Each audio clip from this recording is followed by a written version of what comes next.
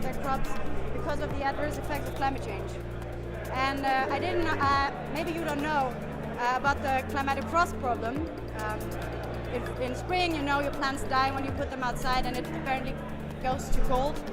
But do you know that also farmers worldwide face this problem? Like, for example, Africa, India, Brazil, normally countries where it's pretty warm during the day, but at night it's freezing cold and the plants die. And the crop losses are huge, and the problem is also really huge. So me and a bunch of friends,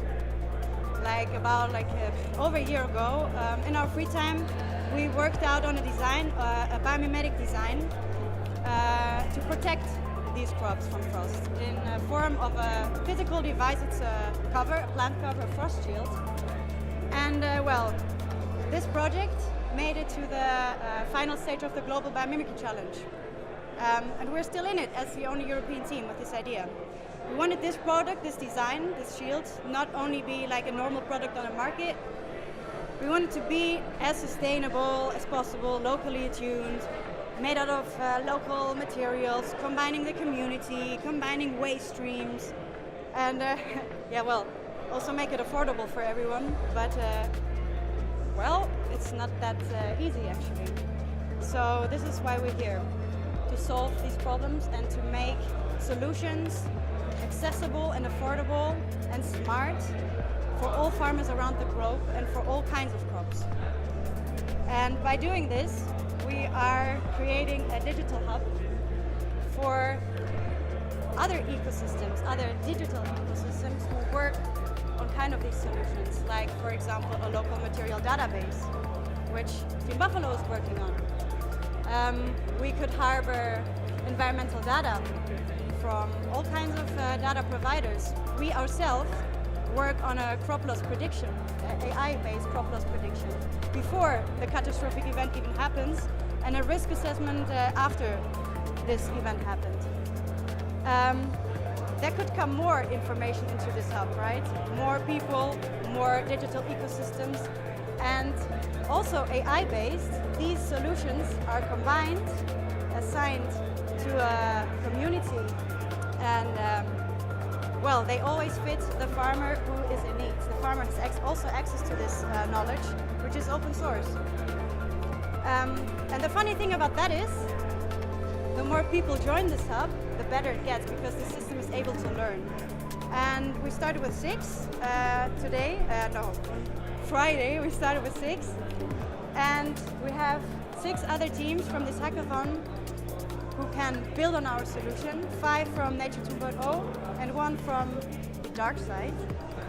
And now we are 36 already. And I don't know, if you can imagine what will happen if we get more and more.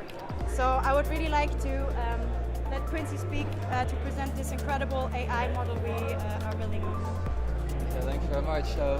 Our AI solution is all about using data from all over the world to make farmers make smarter decisions. So the first component of this is to have a predictive tool. Crop loss is a very difficult problem to predict. It depends on a lot of inputs: the weather, the short term, the long term climate, biology, the soil composition. So we needed an architecture that can deal with a huge amount of input and boil it down to very simple instructions. What can you expect in terms of crop loss? Most importantly, what can you do to reduce it? So the architecture we have is a recurrent convolutional neural network that takes a time series of all the sensor input of the weather and then gives you an expectation. How much are you expected to lose overnight? Then the next day, when this event is over, we have a second component of AI solutions. It's all powered by image recognition, images from up close and also from the sky that tell you how accurate was your prediction, how much damage truly happened. And this powers the prediction. So by having the two components, you can reinforce your predictions, get more knowledge, and this helps you in the long run make better decisions. We are also there as a platform to share data. AI depends entirely on data, so we want to be the platform where farmers can share their experiences, their data, and also their solutions. And this helps them reduce the crop loss by making smarter decisions, data-driven. So, what does this look like to the end user? Well, first of all, this ecosystem, we want to feed in materials. So we created a blockchain network where we have like the whole supply chain of materials, so we know where the materials are being used, that they don't go to waste. So donators can add their materials, they can see when the materials are being picked up by, for instance, a drone, and they see how their materials are being used. Our next end user is a farmer. They can log in. They would have news updates, for instance, to see the impact it has on their local environment. They have an overview of their fields with the crop health, and they see all the reports that have been added. These are shared across the network, so they can be used again to create better predictions in the future. They see different information. For instance, if there's a solution available. So we make proposals to the farmers for certain solutions. And this could be physical solutions, like something that covers the crops, but also a certain farming technique, for instance, crop rotation. So it might not even have to use materials. So we also made a dashboard just to visualize this a bit.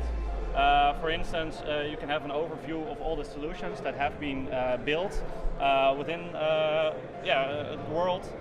You can also see their status, if the solutions are live. Also, they might be broken or no longer needed.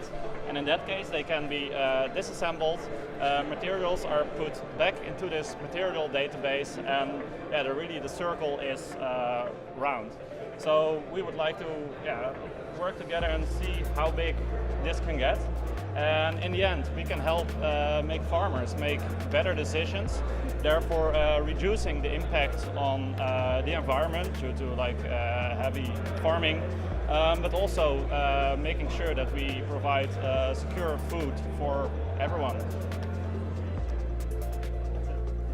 Thanks a lot.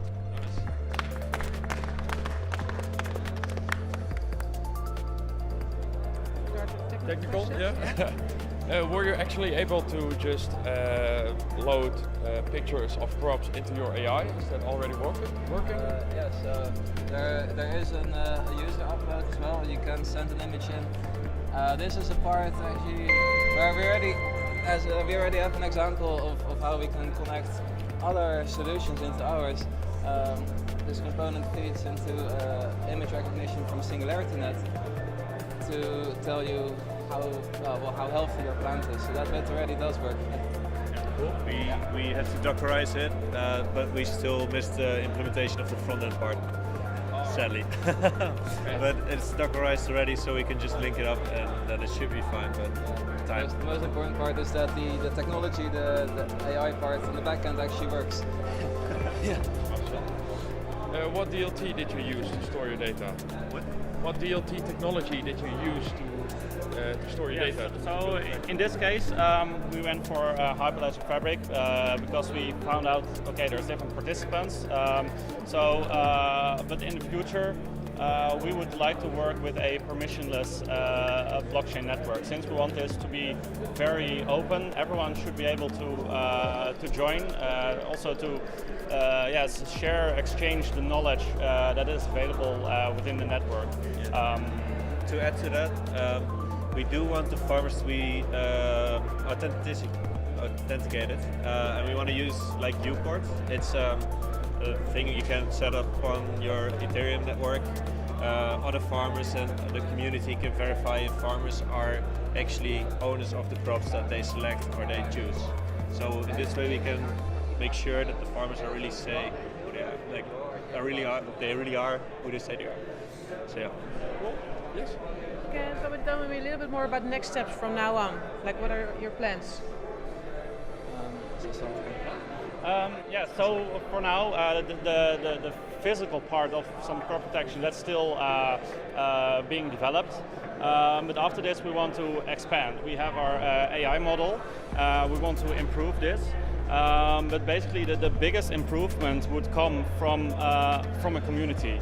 And I think this would be like a perfect way to connect a local database of materials, AI predictive solutions, to make this come together to really have one big network, and not just a physical solution, but multiple physical solutions, also designed by multiple people, for instance, some research institutes, universities. If they have an idea, they can submit it.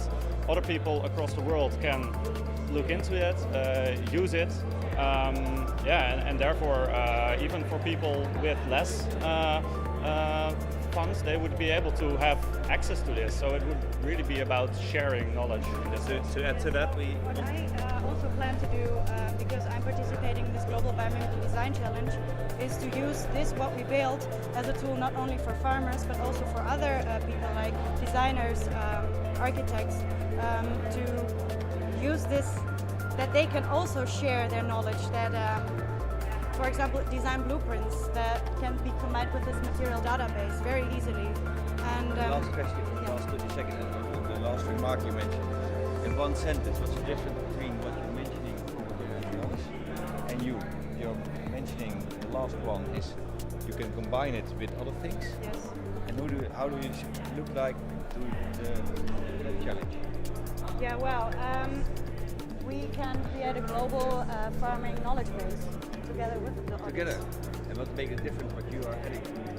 So I think Odyssey is about growing crops, like making sure that the crops grow up healthy. They want to make sure that the good conditions are there, right? So they are going through techniques. They figure out new ways of doing that. It could be in our DIY do-it-yourself manuals, for example, those kind of things. So. Yeah. Thanks a lot for presenting. Thanks.